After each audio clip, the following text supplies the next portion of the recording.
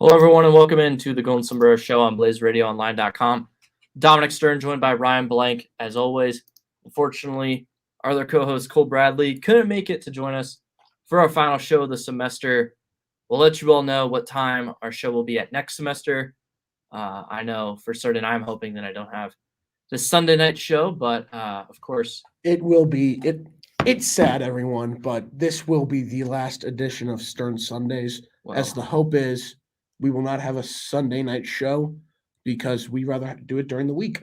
Might be for the listeners, but I promise you, Mr. Oh, Stern. come on. The ring to Stern Sundays. You're gonna miss it. The ring is cool. The ring is incredible. The inconvenience of it is awful. Oh, I completely agree with you. It is really bad. So and you have to deal with it too because you end up coming down with me and you get work done, but you're here with me. You're here with me from sun up to sundown.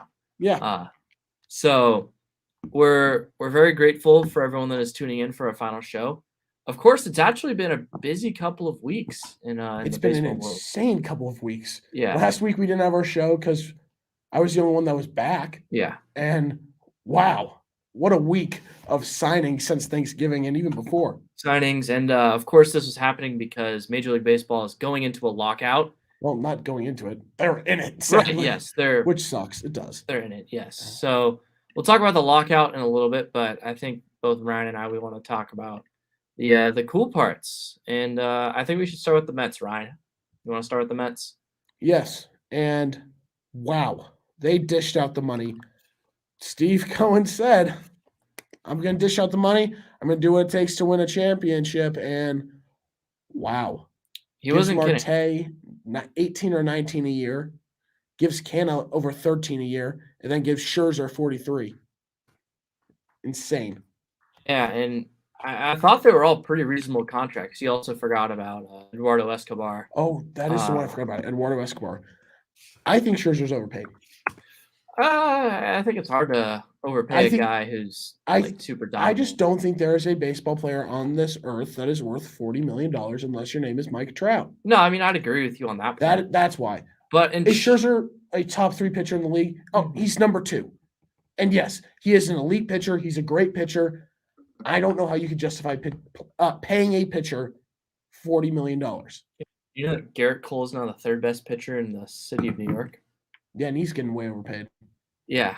So, especially because these guys go out there every 5 days. Now, granted, exactly, when they're out on the field, they're more important than all other 8 players on the field. And the level of these two, they dominate. Right. So, Garrett Cole, still a top 5 pitcher in Major League Baseball. I think he's 3. Probably. I think he's 3. Shane Bieber's up there. Bieber struggled with injuries this year. He did. You're right. So, but I still think he's a top 5 pitcher. He's so good. So, it's just crazy that Garrett Cole, 3rd best pitcher in the city, and he doesn't get paid like it. But no. Funny stuff there. Well, I mean, what do you think about the Mets? Because, like you mentioned, Steve Cohen, he wants to bring a championship to the Mets.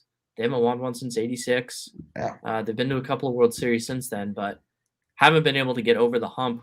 And for a team that plays in New York, they've played kind of like a small market team. That's clearly not the case anymore.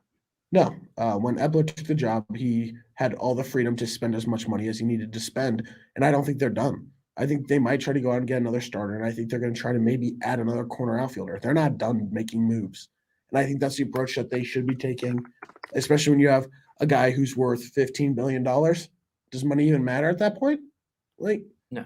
Exactly. So I think that's the best thing for the Mets is that they have that style of owner, but yet when the luxury tax comes in and they start having to pay millions and millions of dollars, it's not going to matter to Cohen, but it could still hurt. So, but I think they've done what they needed to do. They went out and got their starting center fielder, Marte. They went out and got a pitcher, and that's what they needed to do because they ended up losing Syndergaard very early on, and then Stroman did not look like he was coming back, and they went out, they get Scherzer. The best pitcher on the market. They went out and signed him to a 3-year deal, and it makes a lot of sense. It's a great move. And then you get Canna, an outfielder who's always going to get on base. That man gets hit so much. He's the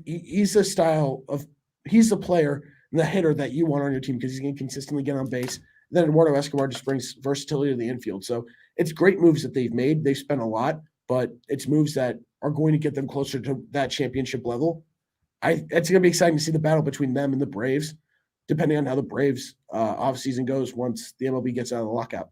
Right, because they didn't really do anything before the lockout, and now, of course, we'll go into more details with the lockout. But basically, the players can't have any communication with the organizations. So, tough times for the players, but they're fighting for what they believe in. So, DeGrom and Scherzer up at the top for the Mets, and a lot of people have talked about this being one of the best 1-2 combinations in baseball history. I wholeheartedly agree. Where do you think it stands? I will say this. If DeGrom stays healthy and Scherzer keeps this up, easily one of the best. It could potentially be the best on how they perform.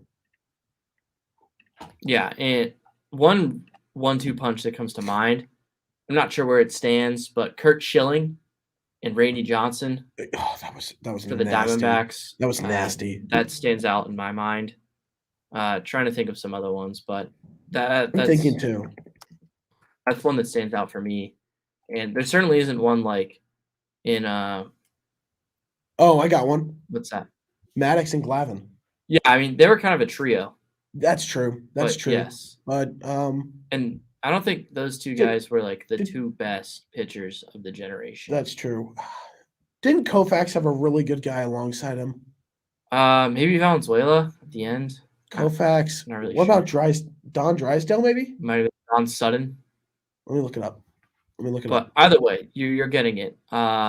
It's hard to find duos that on paper are better than this. And if they perform like the way they're supposed to be and how they have in the past, this could be the greatest 1-2 duo of all time. Yeah. They really could. So I think the Mets are in a prime position to possibly go out and win the NL East. Whether or not they do so, it's going to come down to how good the Braves are, like you mentioned. Yeah. The Marlins, they've also gone out, made some moves. The Nationals, they still have some talent. They still have the best hitter in baseball. And then you also have, what's the other team? Oh, yeah, it's Don Drysdale. Don Drysdale. Yeah, I mean, that's good. It's not. It's like you said, these are two of the best pitchers of our generation, especially with Scherzer. And if DeGrom keeps up the pace that he's been at when he's been healthy and pitched, this easily could be them. They're not going to have like the longevity as like Drysdale and Koufax, because I looked up, I believe they were together for 11 or 12 years. So they're not going to have the longevity, but if they're as dominant as they have been, those two, the Mets are going to get a World Series in the next 3 years if they're pitching the way that they have been in recent memory.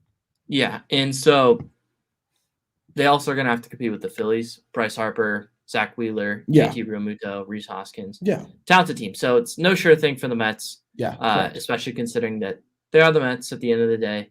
But the Mets seem to be going in a different direction. So good for them. What else? Let's talk about the Rangers. I mean, they went out and they made 3 pretty big moves. 2 of them really big, signing 2 of the big shortstops in this free agent class. Although it's kind of hard to consider Marcus Semien a shortstop now because played second base last year at an elite level. Yeah. Won the Gold Glove, MVP finalist. In case you forgot. I hate you. Yeah. Well, I hate being wrong. So, Marcus Semien. Well, the MLB is wrong. No, with that. They're not. They're not. Wrong. Anyways, Rangers, they signed Marcus Semien to a 7-year, $175 million contract.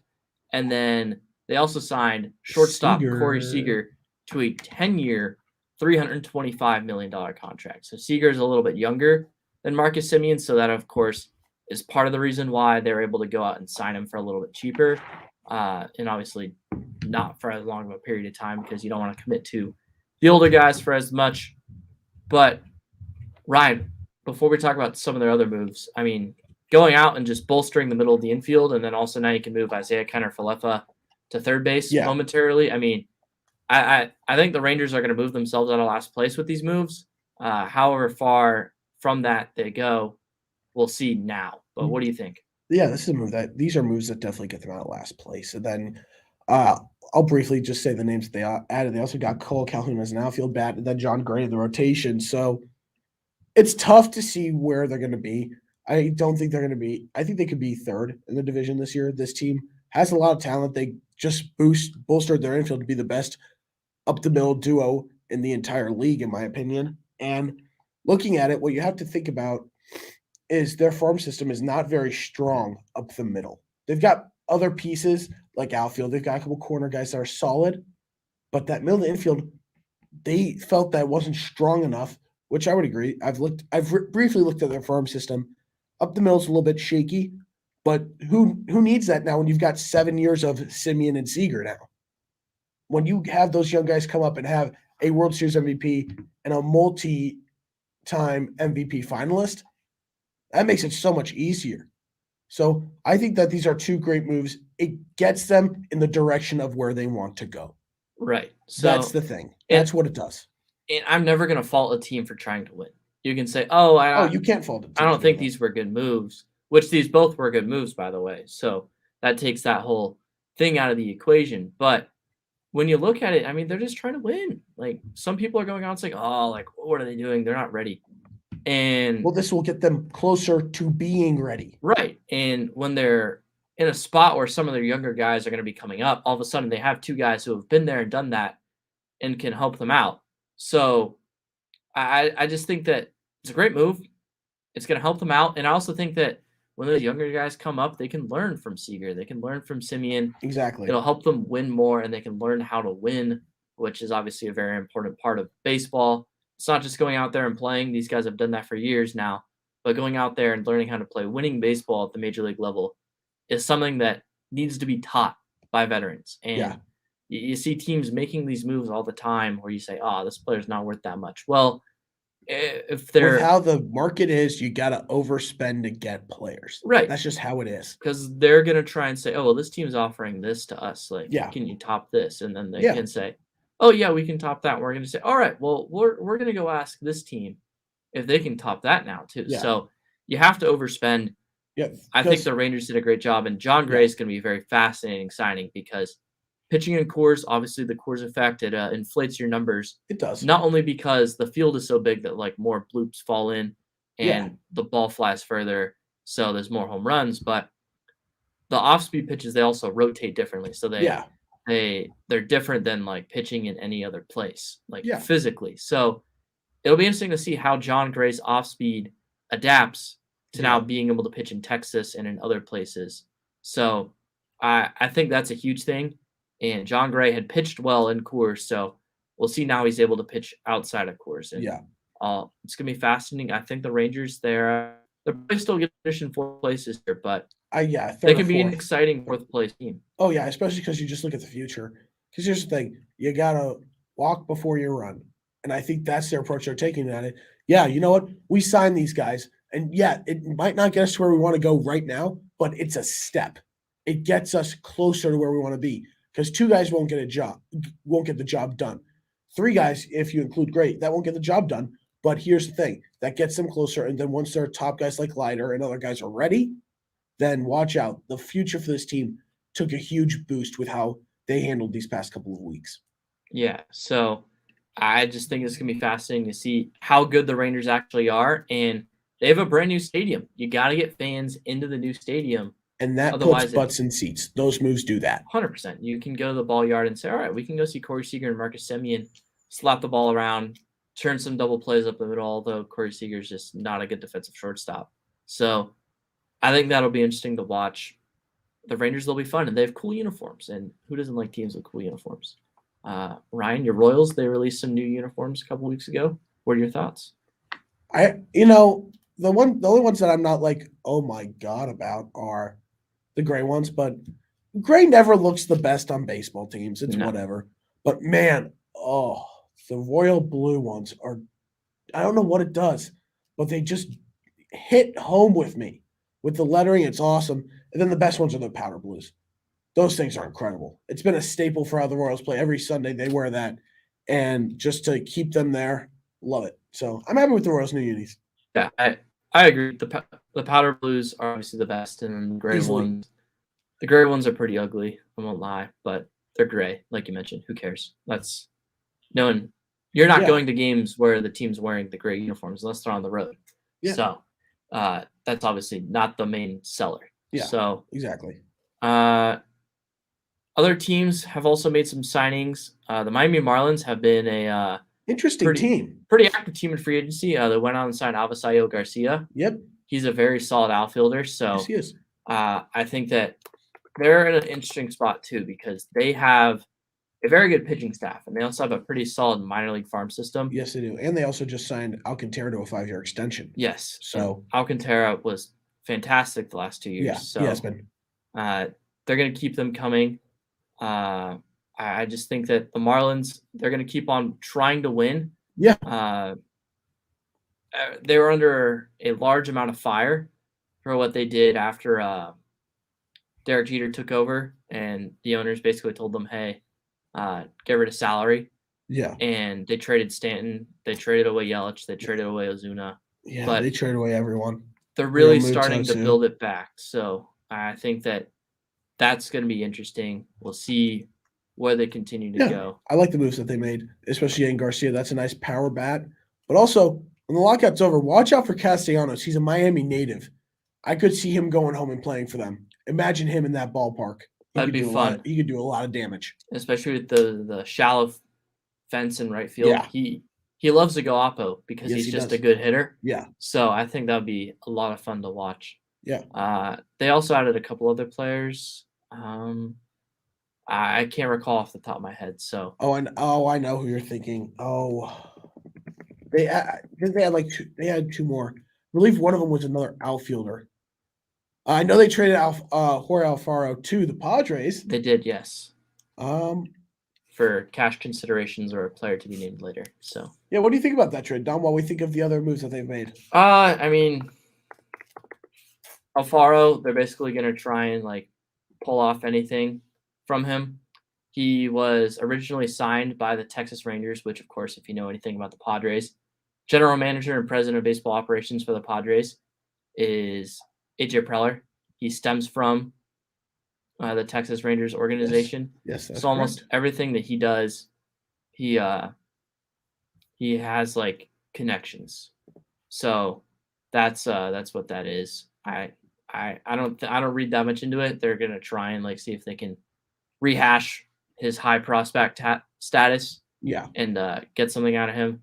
He's got power. He's got an arm. But how does this affect the busy catcher room? Yeah, the Padres, because they got Nola, they got Carantini, and then also Campusano as well. Yeah, so the catching room's a nightmare for the San Diego Padres because Nola, he's battling injuries. He's not a full-time catcher, and that's part of the reason why he's battling injuries. It's because playing catcher, it's a lot of wear and tear on the body, and for a guy who didn't really catch, and then now he's being thrown into the catching position. Exactly. Body's still adjusting. It hasn't adjusted, and that's not going very well. Carey was pretty good last year, and he was Darvish's personal catcher. Yeah. And Darvish had a pretty underwhelming year for the Padres, so it's all right, well, if your one reason for being on this team is to catch you, Darvish, and he wasn't very good. Yeah.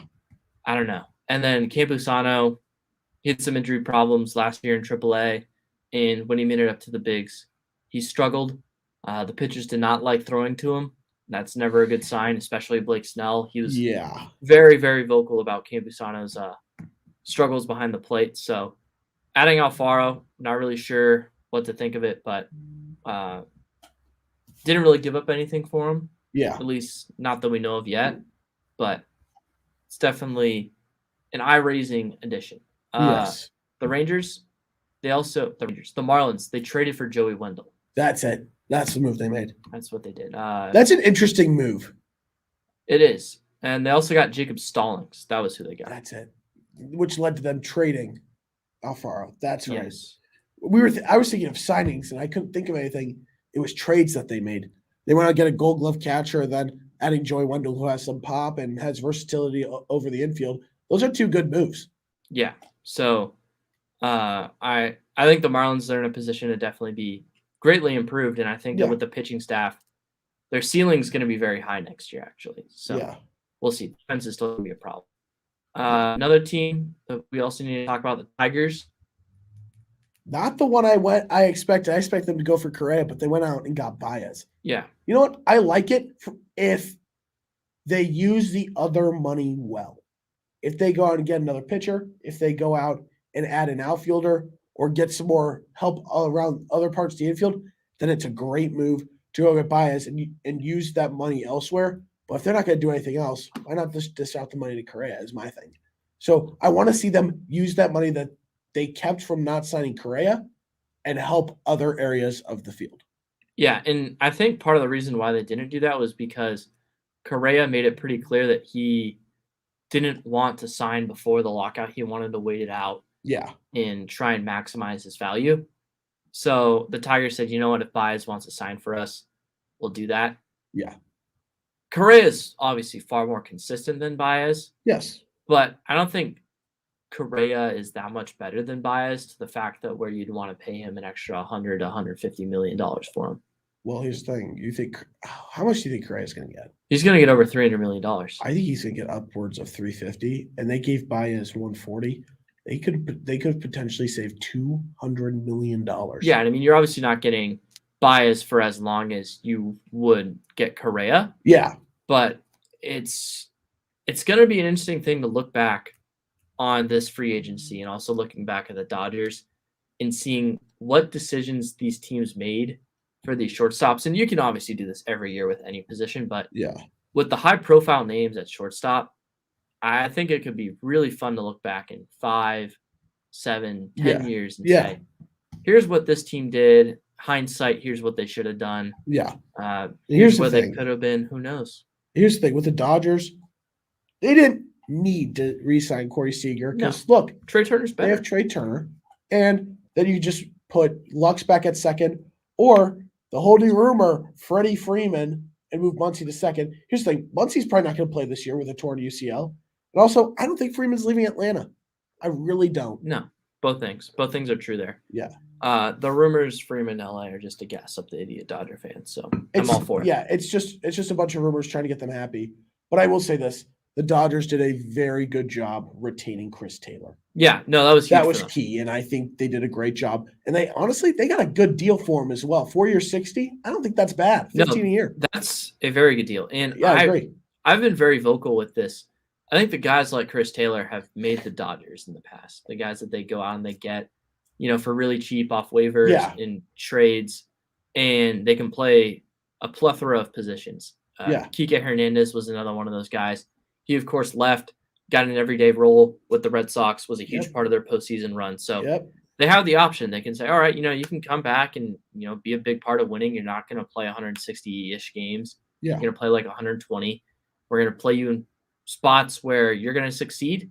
And if we don't think that the matchup is one for you to be successful for, or want to give you a day off, we have other guys that can platoon you, that can give you days off. And I think that's crucial. And it speaks to how well run the Dodgers are. They just have so much like that.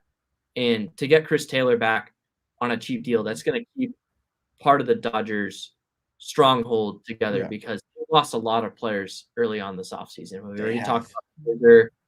Muncy's out for the year. Yeah. Seager's gone. Knable's gone. He went to Philadelphia. That's an interesting deal with me. It's just a 1 year expensive deal for I thought he could have gotten a multi-year deal. That's just how I feel about it. He's 1 year removed from Tommy John surgery, so that is fair. That of course is gonna put some teams off, not want to pay you that much, commit to you for 2 years. So maybe he could have signed a 1 year deal with a player option. Oh, I would agree with that. Maybe a mutual option. I like that. But that's not what it ended up. But if he has another good year, he could get paid a lot of money. Yes.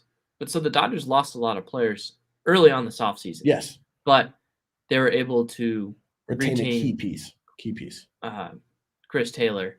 And they're not done. I mean, I'm not an idiot. I'm not going to come out here and say the Padres are going to be better than the Dodgers because if the roster as it stands right now, I think the Padres are. But I know that too much time left. Yes, the rosters right now are not complete at all. Yeah. And the Dodgers, they develop their players a lot better. So there's that. Just wait till the end of the offseason. The Giants, they went out and signed Anthony DeSclafani and Alex Wood. Yes. Very cheap deals. I was pretty impressed with how they were able to get I agree. DeSclafani, 3-year 36, and then I think Alex Wood was 2-year 24 or 2-year I thought 2 years 20. 20. Yeah, it was right around 10 million. Yeah. And these two guys, they had a couple of good years, like 3 or 4 years ago, had some down years. They went to San Francisco. Yeah. The coaching staff worked with them on what they do best.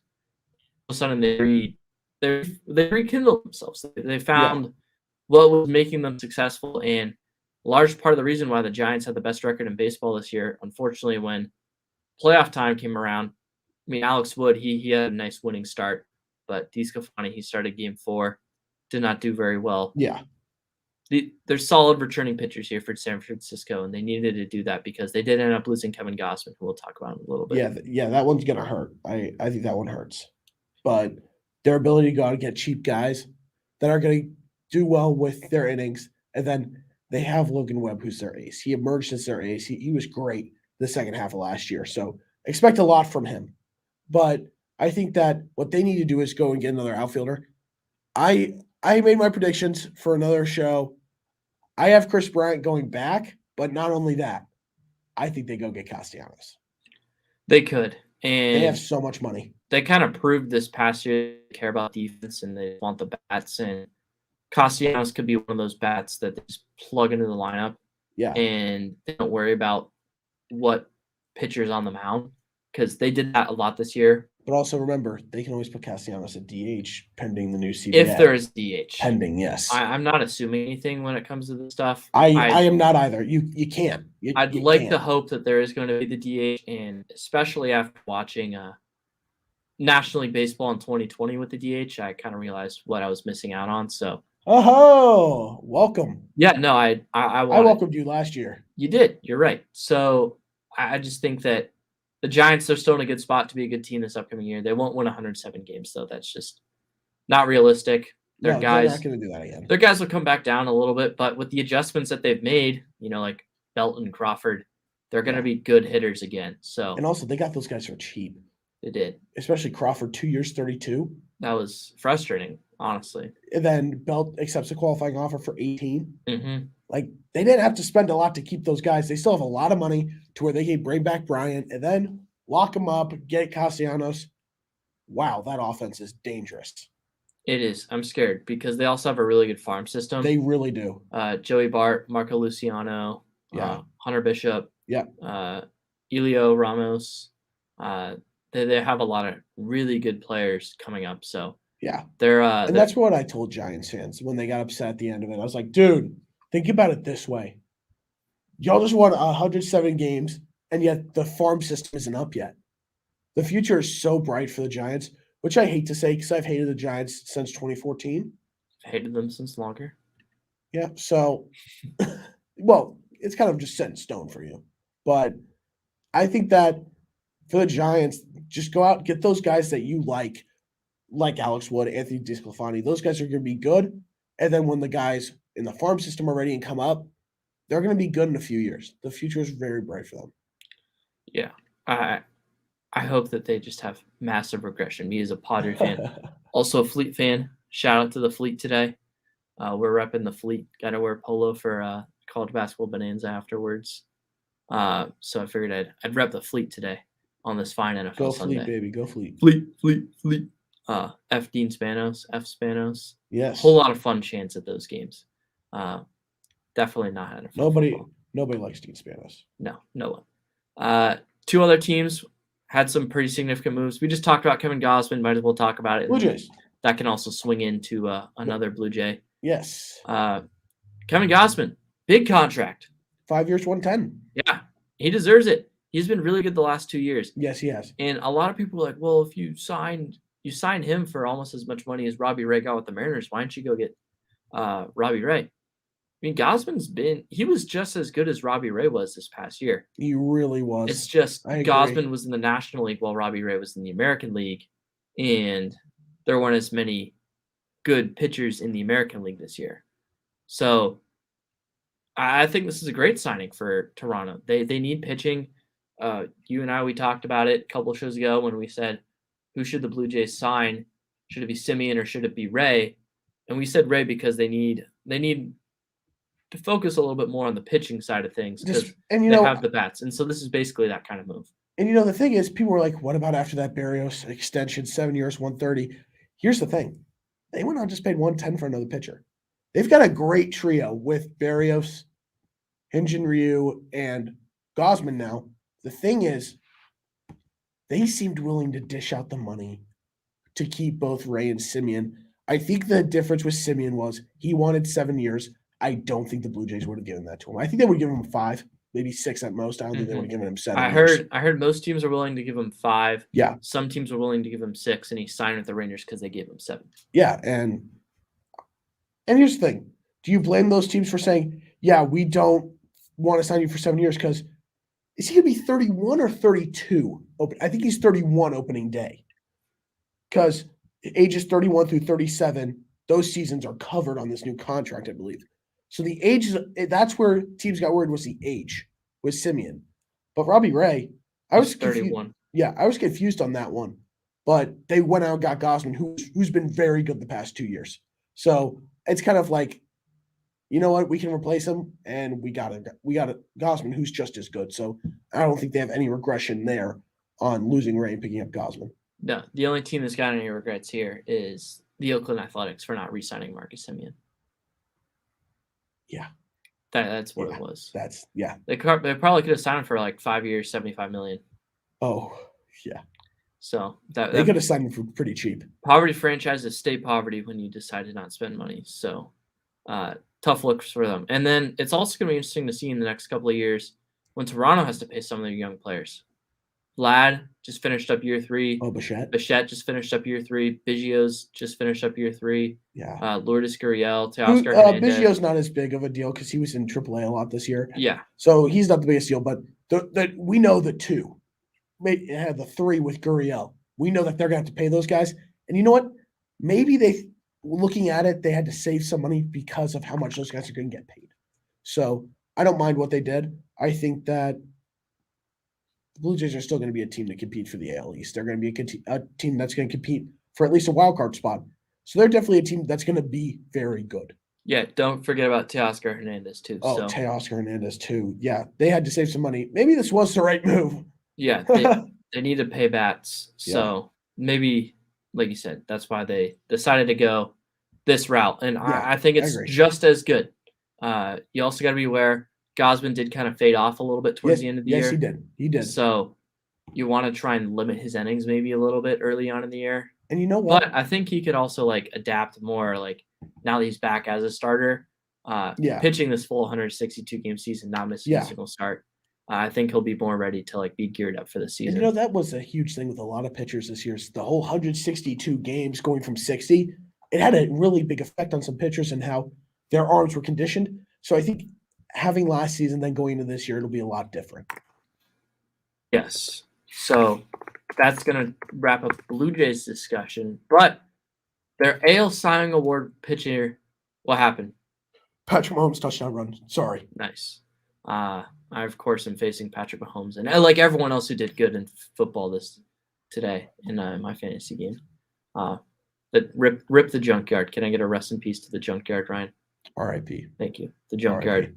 Actually, I do need to talk some smack. To my twin brother, Eric, take the L, and congrats on being eliminated from playoff contention by your brother. Congrats, buddy. Had to talk some trash to him because he said he was going to beat me all week. There you go. Robbie Ray. Yes. AL Cy Young Award winner. Pitched last year for the Toronto Blue Jays. Yes. He led the National League in walks in 2020 despite only pitching a month for a National League team. That'll forever be one of my favorite lines that I'll use till the day I die. No, I remember the show after the trade. You mentioned that, and you have not let it go. No, because I won't, because it's awesome, and I discovered that. Signed a nice deal with the Seattle Mariners. Yeah. You think the Mariners can win the West? I think they can. I don't know if I'm going to pick them, but I think they can. I'm not going to pick them, but I think they could, especially after trading for Adam Frazier. That's something else that we're going to talk about because it affects your Padres. But here's the thing. Getting Robbie Ray, they just needed their ace, their number one guy on the mound, and they just got it. the reigning Cy Young winner. So yeah, it makes a lot of sense. I think it's a great deal, but I think they got to go add another bat. I think they got to get some power. And I know who I predicted to the Mariners. A nice little reunion. Nelson Cruz. Ah, a lot of Padre fans want Nelson Cruz. That, of course, is assuming the DH. Yes. But I still have Conforto to the Pods. I hope that happens. And there's a lot of rumors also about Nick Castellanos getting some interest from the Padres too. I thought about it, but then the money, and I was like, The money makes you no see, sense. Conforto, that's a lot cheaper. And it's going to be a and it's 1-year good bat. deal. Yeah. So I think Conforto is a lot more reasonable. He can play in right. You can move Myers back out the left, where I think Myers is the best. He's been fine out in right. Was a disaster in center, but I think there's a lot of options here, and I think Robbie Ray, he could be a big reason of why the Mariners they get back to the playoffs for the first time since 2001, longest active playoff drought in American sports. So that was the year we were born. It was. That's kind of crazy. Oh my gosh. That is kind of crazy. That's just months after we were born. Oh my Lord. Yep. Does that make you feel old? Because it makes me feel a little old. No, I think that just kind of speaks to the poverty that is the Seattle Mariners. Well, they're not anymore. Yeah, or they're not what anymore. Was. Yes. Yeah. But here's the thing. They also still have some talent in the minors that's really good. I think the future is extremely bright for them. Just go out and add a couple more pieces, and that team can definitely win the AL West. I don't know if I'm going to pick them, but they're definitely an interesting team to watch. Yes. And then I'm going to say it because I got to ask, why did the Padres trade Adam Frazier after only half a season? Well, first off, there was no spot for him. And I think part of the realization that AJ Preller came. Well, hold on. Cronenworth to first. Hosmer to the Sun. But yes, Hosmer to the Sun, and then second base. Yes. Right in the middle, right there. They also have Kim too. As I was saying, was that there was not really a spot to trade Eric Hosmer to because his contract is so bad. He's not good. He's been so bad. Yes. Right. Yes. But I mean, you can trade a bad player if the contract's right. Yeah. But the contract, there's nothing right about it. And AJ Preller didn't want to give up too many prospects, didn't want to give up too much money. So he said, you know what? I think we're just going to ride it out with Eric Hosmer, which if he plays well, then you can probably trade him. Well, no, because if he finishes this upcoming year, he has no trade clause. So that's actually not good. But that is brutal. New hitting coach coming in. Yes. The minor league hitting coordinator from the San Francisco Giants is going to be the new hitting coach. Maybe he can fix something with Eric Hosmer. When hitting coach Damian Easley took over in 2020, Eric Hosmer started off really well, and he had a pretty solid season, albeit it was only like 50 games for him. So very small sample size, but the last time the Padres brought in a new hitting coach, it worked well for him. Yeah. We'll see if they can do that again because yes, there's just not really a trade partner. And because of that, they said, all right, we do need to clear some money.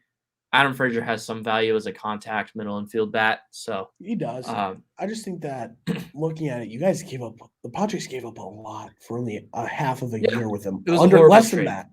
So I think that's the tough thing about it is that they gave up so much, but didn't let it play out. And part of the reason for making that trade was that Eric Hosmer would be playing less. They made that trade to do that. Yeah, play Cronenworth at first, play Frazier at second. But then Eric Hosmer started to play decently well, and then all of this other stuff happened. It just kind of spiraled out of control. Frazier started playing really badly. Yeah. It just didn't go well for the Padres, and they just needed to move on from Adam Frazier. You know, it's not specifically his fault, but when the Padres acquired him, they were 16 games above 500. They finished the season 4 games below. Whoa. Like I said, not his fault, but there may be a little bit of a correlation, but all I'm saying is that from the day that he got traded to the Padres, it just went downhill pretty fast. Yeah, you're not wrong. And he only had 5 or 6 extra base hits in 60 games with the Padres. It was he struggled heavily. It was hard to watch. I mean, that's really what it came down to. And not only did he not play every day, but all of a sudden Tommy Pham started to not play every day. Will Myers started to not play every day.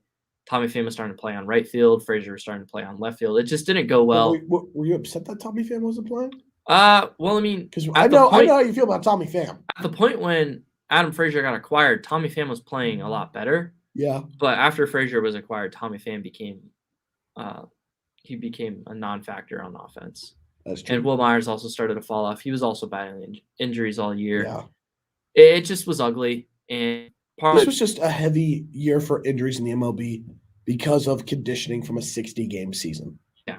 There just wasn't a spot for Frazier, and the team wasn't committed to being able to not play every day and kind of like play in like those roles like the Giants, the Brewers, the Rays, Red Sox have been doing and doing well for success. So yeah, I agree. They needed to move on from something. That someone was Adam Frazier. Any other signings we want to talk about before we talk about the lockout for a little bit? I'm thinking. I don't think we missed Who else is really notable in my brain? Stroman? Oh yeah, Stroman. He went to Stroman, Cubs. To the Cubs. Oddly enough, the one ballpark he hadn't pitched at in his major league career was Wrigley Field. Yes. He did, of course, pitch the first 4 years of his career in Toronto. So there's that. But still, you figured at some point when he was a pitcher for the Mets, he would have pitched at Wrigley, pitched at every other major league ballpark. So he now gets to call that ballpark home. Some days it can definitely play like a pitcher's ballpark, and some days it's one of the best hitter ballparks in America. Just depends on the day. Yep. Yeah. The Windy City in Chicago. But the Cubs, they're trying to remain competitive. I give them some credit here. I mean, we just talked about it with the Rangers. They're trying to win. But do they have the pieces, though? No, they don't. They don't. And I think that's the tough thing about it, is that they need to go out and get more to really show that they're committed to winning. Because one piece isn't going to get you there. So I think they need to go out and do more. But I love the signing. 3 years, 71, 75, something like that. In that ballpark. Yeah. So I think that's a good deal for Stroman. Stroman's one of the elite defenders as a pitcher, and he's a very good pitcher too. So I really like it. Yeah, and some of the pitchers that headline for them, they have obviously Marcus Stroman. He throws in the 90s, but a lot of movement, a lot of ground balls. Yeah. Wade Miley now, they got him a couple of weeks ago. See, that's just a smart move after the Reds were stupid. Yeah, well, the Reds were just trying to cut payroll and be a poverty franchise, and poverty franchises stay poverty. And then also Kyle Hendricks. So they have a lot of guys that are, slow is Zach Davies still there, or is he a free agent? He's a free agent. He's a free agent. So interesting guy for teams to look at. 100%. So they have a lot of guys that are going to try and work some ground balls. They just let one of the best defensive shortstops in baseball, Javi Baez, go. Obviously, they traded him. Yeah. But they got Pete Crow Armstrong. Yes, they do. That was a good trade. I agree. That's a good trade. They're going to need to make sure their infield is good defensively with this pitching staff. Yeah. Because if it isn't, they're going to be not saving a lot of runs from these pitchers when they make quality pitches. Yeah. And I think it's going to be something to watch out for that not a lot of people realize. That's something that the casual baseball fan kind of overlooks. Yeah, and that's why a lot of people are like, hey, him to the Cardinals, just because of how solid that infield is, how good of a defensive team that they are. So I really think that in that aspect, he would have been a great fit for the Cardinals. But if they could get a solid infield around him, then it's going to be a great signing, because with the way that he pitches, like you said, people are going to overlook it, but he needs a good defense because he's such a ground ball style pitcher. Yes, and like you mentioned, he feels his position well too. So yes, he does very well. He's got that going on for him. All right. I don't have anything else. Lockout time, Ryan? I don't want to talk about it, but we have to. It's just why?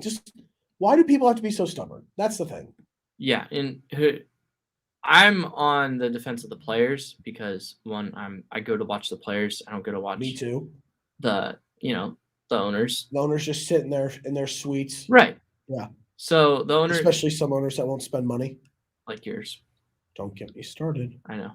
My owner loves to spend money. Hold on. We signed Taylor Clark. I'm joking. I'm still mad about that signing. Elite relief pitcher Taylor Clark. I'm still mad about that signing. It wouldn't shock me if he didn't make the roster. But let's continue with the lockout. Got to build up depth somewhere. But that's very true. I will say that. The players are trying to fight for some rights. Things have been thrown out. Shorter arb years, bigger pay gaps in terms of arbitration and rookie ball, so that they get paid more early. Better bonuses, salaries, all that stuff for younger players. Better working conditions. For minor leaguers a little bit. Yeah, I think that's what it should have been already, and I think that's the perfect thing to add to the CBA. Is to show that they care about the minor leaguers and the young guys. I think that's essential. Yeah. So the players, they're fighting for it's important to realize that it's not the Max Scherzers of the world because he, of course, is the lead player PA Yeah. agent. He's not fighting for himself. He's fighting for the younger guys that Yes. he was in their shoes Exactly. 10-ish years ago, Yes. trying to make it up. And when they're in, trying to make as much money as possible in case of injuries or whatnot happen. Yeah. So the whole millionaires versus billionaires argument is very bad, in my Yeah. opinion. The players who have made it big, yeah, sure, they're the ones that are actually fighting for it, but Yeah. they're really representing the lower level players, the rookies, the guys who are in their third year that might get non-tendered after this year, Yeah, I like agree. getting more money for those guys. Yeah. So And I think that's what needs to happen, especially with the conditions in the minor leagues. That has to be addressed. And I think that's the thing about it. I just don't get why the owners are so stubborn about it. It's ridiculous. well, they'll do anything to Save money. save any money. Yeah. So And here's the thing. When you're an owner, you got to think about spending money to make your team better because you're making so much. The better your team is, the more money you're going to make from jersey sales, from all this stuff, including attendance. So it's just the whole mindset of some of these owners is very flawed, in my opinion. very. And they do a very good job of abstractly pointing out stuff that the players are trying to fight for that they Yes. think that fans can fight against the players for. Now the players, they've always remained strong. Yeah. There's also talks about whether or not these players or teams want to institute a salary cap or a salary floor. Of course, baseball has never had a salary cap. Put in the cap. Put in the cap. I'm begging you. For my team's sake, please. Yeah, I was about to say, like, I think Please. that's For my team's sake, I'm begging you. Fight for the cap. Don't do a floor. Don't do it. Do a cap. well, I think there should probably just be both. Okay, that's fine. If there's both, then yes, but not just a salary floor. Yeah, because Max Scherzer is going to make more money than I think 4 teams have on their payroll right now next Yeah. year. Yeah. That just shouldn't happen. So No, it should not. I mean, I don't have a problem with teams spending money to win because at the end of the day, these owners, they're all very rich.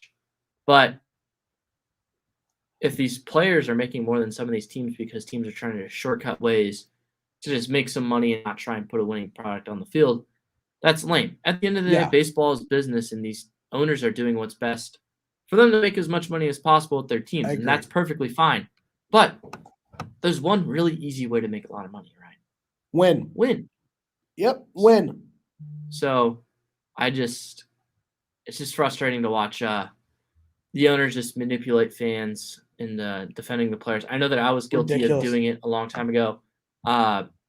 Players are trying to fight for the fact that they can't get their service time manipulated, so that way they don't get stuck in arbitration for as long. Like Chris Bryant lost a Yeah. lot of money in Yeah. free agency potentially by Yep. getting a service time manipulated by the Cubs. That's obviously just one instance. George Springer was the same way. A lot of these guys. So it's going to be a slow couple of next weeks. Thank God we don't have to come on here.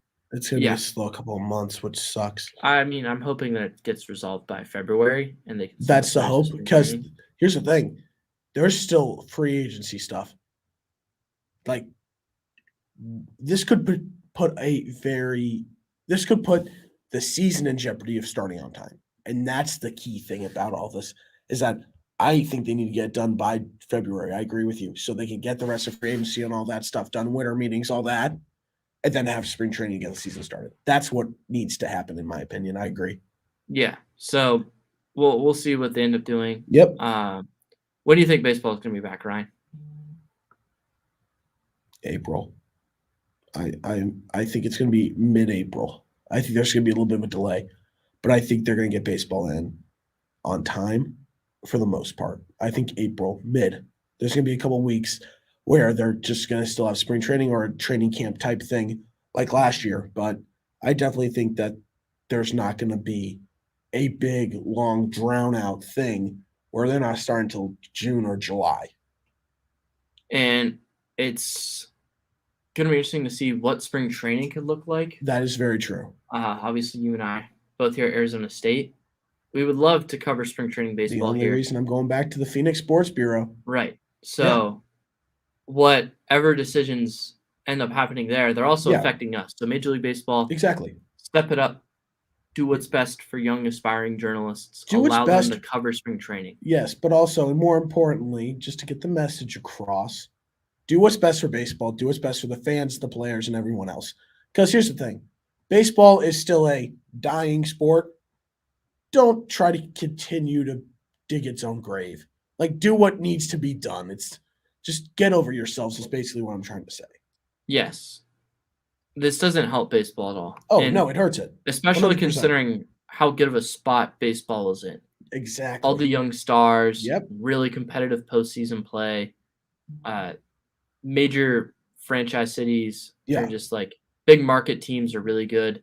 You think about it, LA, they have the Dodgers, the Angels are super exciting. New York, the Yankees obviously are always really good. The Mets are really starting to get going.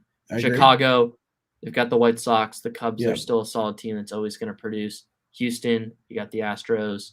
I mean, there's several other big markets, but the Royals' future is bright, people. Is it now? Yes. It's pretty bright. The name of the future Kansas City savior alongside Patrick Mahomes, Bobby Witt Jr., baby. He's going to be good. I saw him in a home run at Petco Park in the Per Game All-American Showcase. He's going to be so good. He's going to be so good. I just want him to play. It's a shame that C.J. Abrams and Fernando Tatis Jr. are both better than Bobby Witt. Abrams is debatable. Yeah, their two careers are going to be very interesting. Yes. There's so many really good shortstop and also, prospects. It's so unfair to compare Tatis to him. That's so unfair. Right, no. It's unfair to compare to players, most players He's like, to Tatis. Man, Fernando! Okay, Don. Yes. Don Orsillo Stern. Ryan, we have to be out of here in a couple more minutes. Yes, you have anything else you want to add? Lockout, free agency, the Royals? Lockout sucks. It does. The lockout sucks. But just get it. You're getting resolved. something cool really out of it. Tell our listeners. Oh, yes. So last year, Cronkite has some of the best professors. And this professor was really good. One of my favorite professors. Yes, we had the same class. Her name was Jane Lee, sports reporting class. She's now the editor for The Athletic for Major League Baseball. Yes, which is insane because she was literally just like helping us become better writers. Yeah, and she used to be a beat reporter for the Oakland A's for MLB.com. Now she, like Dom said, is the editor for MLB at The Athletic, which is ridiculous that we had the editor at The Athletic make us better writers. That's awesome. And so she knows Mr. Jeff Passan. And she had him come in for a class of ours for a press conference type thing. So Mr. Passan lives in Kansas City, where I'm from. I live in Overland Park. He lives in Leawood, which is like 15 minutes away from me. So I DM'd him on Twitter. I was like, hey, thank you for coming into my class today. I appreciate it. I'm from Kansas City too. I was wondering if you would want to like me for coffee or some great Kansas City barbecue. And he said yes. The one thing was last year, he wanted to make sure that he could get vaccinated so he wasn't putting his family at risk, which 100% respectable. 100%. Really? Yes. Yes, Dom. And then, so now that most people are vaccinated, I DM'd him last week and he said, yeah, here's my phone number. Text me when you're back and we can set something up. So due to the lockout, I will be able to meet Mr. Jeff Passan. So thank you. But once I do that, baseball, clear it up. It'll be really funny if like there's like some like development between the two sides like talking like the morning of that like you're supposed to meet, and then all of a sudden Ryan gets big leagued by Jeff Passan. Why do you have to do this to me? I'm just making you think, Ryan. All right, I got nothing else to add. Nor do I. Fingers crossed. We'll see if we record any Golden Sombrero episodes throughout the our winter break. We thank you all for tuning in to Golden Sombrero throughout the semester. On behalf of Cole Bradley, who couldn't make it tonight, and Ryan Blank, thank you all for listening to Golden Sombrero, the latest news in baseball on BlazeRadioOnline.com. Peace out. Go Padres and Royals, I guess. Go Royals.